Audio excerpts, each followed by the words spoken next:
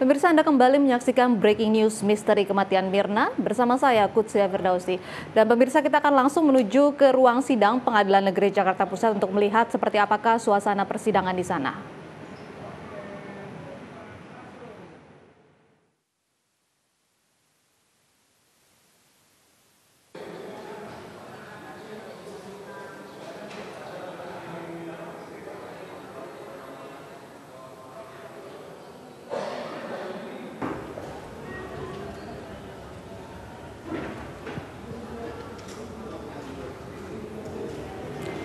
Pemirsa, sidang kali ini kembali melanjutkan agenda kemarin, yaitu pembacaan pledoi atau nota pembelaan dari terdakwa Jessica Kumala Wongso.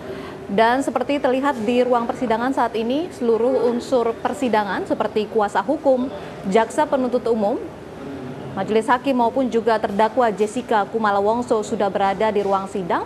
Dan ini artinya sebentar lagi persidangan akan segera dibuka dan dimulai oleh hakim ketua. Dan bisa direview kemarin bahwa tim kuasa hukum Jessica Kumala Wongso telah membacakan poin-poin dari nota pembelaan, yaitu ada 300 halaman dan sudah 150 halaman yang dibacakan oleh Otto Hasibuan dan juga tim kuasa hukumnya. Seluruh nota pembelaan atau pledoi yang telah dibacakan intinya menyanggah seluruh saksi ahli yang dihadirkan oleh JPU maupun juga barang bukti dan juga alat bukti yang telah dihadirkan di dalam persidangan selama ini. Itu kenapa? Dan pemirsa, kemarin tidak hanya tim kuasa hukum Jessica, terdakwa Jessica Kumala Wongso juga membacakan sendiri pledoi atau nota pembelaan yang telah ia buat sendiri. Intinya ia mengatakan bahwa bukan ialah pembunuh atau peracun Mirna. Dan ia juga sempat menyatakan dengan sangat emosional bahwa kehidupannya menjadi sangat menderita semenjak kasus ini mencuat dan juga tuduhan pembunuh Wayan Mirna Salihin ini sangat menyakitkan bagi dirinya. Dan tentunya juga Jessica berharap bahwa dengan pledoi atau nota pembelaan yang telah dibacakan di muka persidangan ini dapat menggugah hati dari majelis hakim agar dapat meringankan atau bahkan membebaskan dirinya dari segala tuntutan. Dan saat ini seperti dapat dilihat di layar kaca, para pengunjung sidang juga sudah berada di ruang persidangan dan kita masih menunggu jalannya persidangan pada hari ini. Dan tim kuasa hukum dari Jessica memang telah menyiapkan 3.000 lembar nota pembelaan atau pledoi.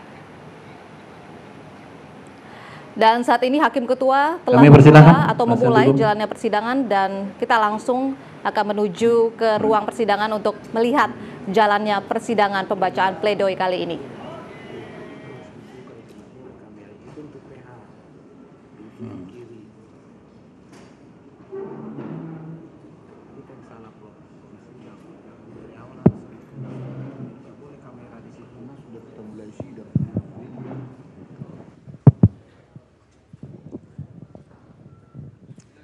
Terima kasih.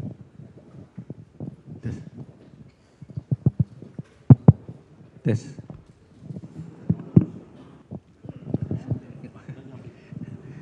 Tes. Ya.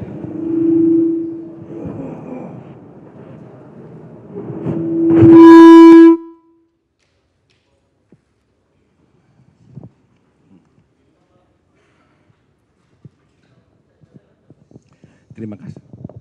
Tes.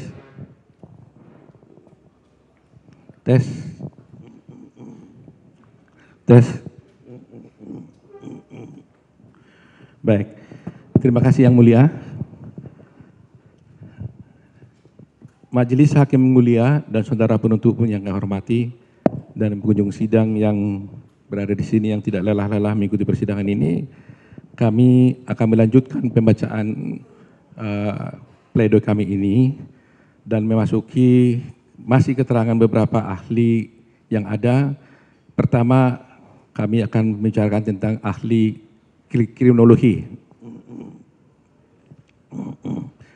Bahwa ahli Profesor Dr. TB Roni Rahman Niti Baskara menerangkan Ahli adalah kriminolog, namun di dalam perkara aku, ahli memberikan kesimpulan pada hal-hal yang sama sekali tidak berhubungan dengan keilmuan ahli mengenai terdakwa, seperti mengomentari gambar CCTV, gestur, dan fisiognomi.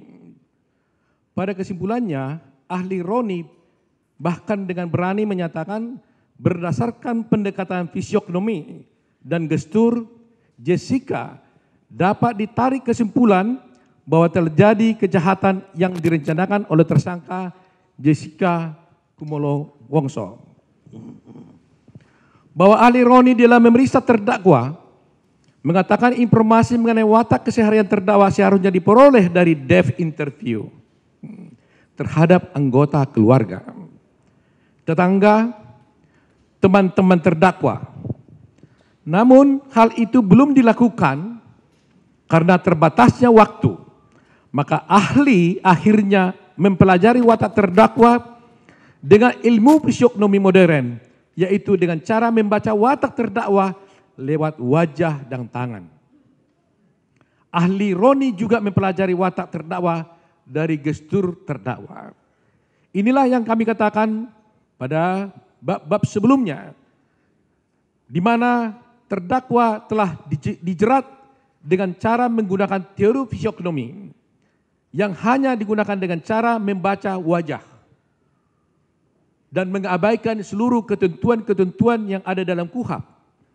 Dan oleh karena itu, apabila kita bisa menerima bahwa seseorang terdakwa bisa dijerat dengan hanya ilmu fisiognomi, yaitu ilmu yang hanya bisa membaca wajah, di mana kira-kira dengan melihat wajah orang tersebut, maka kita langsung bisa mengatakan bahwa dia adalah terdakwa, maka ini telah menafikan, ini telah juga menghancurkan seluruh ilmu pengetahuan hukum yang kita pelajari selama ini, dan ini juga telah menghancurkan dan meniadakan KUHP yang kita sudah pelajari selama ini, dan ini juga telah mengabaikan Undang-Undang Dasar yang harus memberikan ketentuan dan kepastian kepada seorang warga negara di Republik ini.